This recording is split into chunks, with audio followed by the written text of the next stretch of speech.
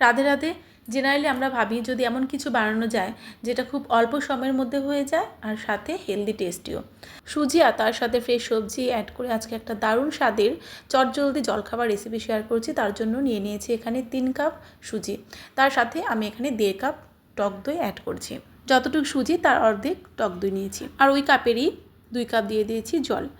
আমি এখানে ঘন প্যাকেটের দই ইউজ করছি, আর যদি একটু পাতলা দই হয় তাহলে সেই জলের পরিমাপটা একটু বুঝে অ্যাড করবেন। এর মধ্যে দিয়ে দিয়েছি 1 কাপ চালের গুঁড়ো আর 1 কাপ আটা দিয়ে দিয়েছি স্বাদ মতো নুন। সমস্ত কিছু মিশিয়ে নিয়েছি। মিশিয়ে নেওয়ার পরে দেখুন বেশ শক্ত হয়ে গেছে। আরও আমি 2 কাপ জল ইউজ করেছি। জলটা আমি একবার অ্যাড করিনি, ধীরে ধীরে অ্যাড করেছি। সব কিছু খুব ভালো করে একসাথে মিশিয়ে নিয়ে একটা লাম্পস ফ্রি ব্যাটার বানিয়ে নিয়েছি। ঢাকা দিয়ে ব্যাটারটাকে 20 মিনিটের জন্য রেস্টে রেখে দেবো। ততক্ষণে কিছু ফ্রেশ সবজি বানিয়ে নিচ্ছি এর মধ্যে দেওয়ার জন্য। তো আমি নিয়ে নিয়েছি এখানে একটা ক্যাপসিকামটাকে খুব ছোটো ছোটো করে বানিয়ে নিচ্ছি। পুরো ক্যাপসিকাম দিইনি, আমি অর্ধেকটা ক্যাপসিকাম দিয়েছিলাম মিডিয়াম সাইজের। আর এর মধ্যে দিয়ে দিয়েছি টমেটো। আমি গোটা একটা টমেটো ছোটো ছোটো করে বানিয়ে নিয়েছি। দিয়ে দিচ্ছি কিছু ফ্রেশ ধনেপাতা, তো ধনেপাতাটাকেও ছোটো ছোটো করে বানিয়ে নিচ্ছি। আর এর মধ্যে দিয়ে দিচ্ছি একটা কাঁচা লঙ্কা। লঙ্কাটা আপনারা নিজেদের টেস্ট অনুযায়ী ঝাল কম বেশি দেবেন। সবজিও নিজেদের পছন্দ অনুযায়ী এখানে অ্যাড করতে পারেন, যেরকম বিনস, গাজর, কড়াইশুঁটি সমস্ত কিছুই খুব ফাইন চপ করে এর সাথে মেশাতে পারেন। তো আমি সমস্ত কিছু ব্যাটারের মধ্যে খুব ভালো করে মিশিয়ে এরকম ঘনত্বের একটা ব্যাটার বানিয়ে নিয়েছি।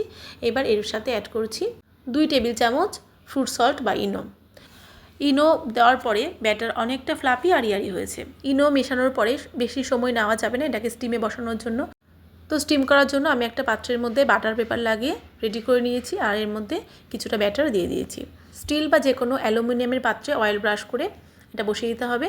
আর একটা বড় প্যানের মধ্যে কিছুটা জল দিয়ে তার উপরে একটা স্ট্যান্ড বসিয়ে প্রায় 15 মিনিট মতো স্টিম করে নেব।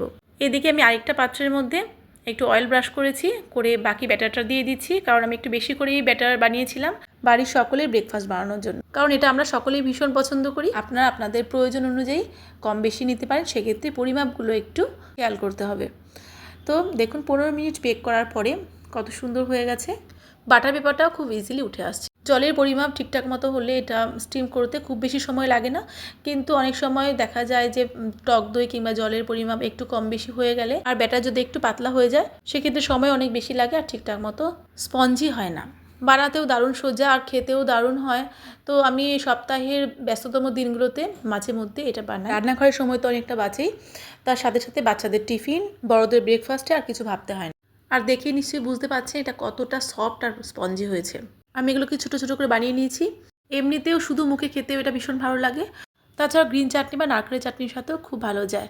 তো আজকে আমি আলাদা করে আর এর সাথে চাটনি বানাচ্ছি না, এগুলোকে ছোটো ছোটো করে বানিয়ে নিয়েছি, একটু ফ্রাই করে নেব মশলা দিয়ে। তো এদিকে কথা বলতে বলতে যেটা আমি পরে বসিয়েছিলাম সেটাও হয়ে গেছে। আর আমার কাছে টাইম খুবই কম, তো তার জন্য এটাকে ঠান্ডা হতে আর সময় দিতে পারছি না, আগে আমি কাট লাগিয়ে ছোটো ছোটো করে বানিয়ে নিয়েছি। আর এটা দেখুন কতটা গরম ধোয়া উঠছে।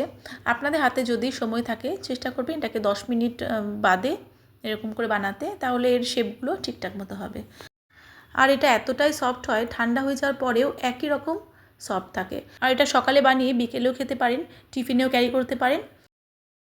ব্যস্ততার মধ্যে একটা বাটার পেপারের টুকরো এর মধ্যে উঠে এসেছে, যদিও আমি পরে সরিয়ে নিয়েছিলাম, তো এটাকে ইগনোর করবেন। তো আমি সবগুলো একসাথে মিশিয়ে নিয়েছি আর ছোটো ছোটো করে বানিয়ে রেডি করে নিয়েছি এটাকে ফ্রাই করার জন্য। তো একটা প্যানের মধ্যে দিয়ে দিয়েছি সাদা তেল, কিংবা আপনারা ঘিও করতে পারেন।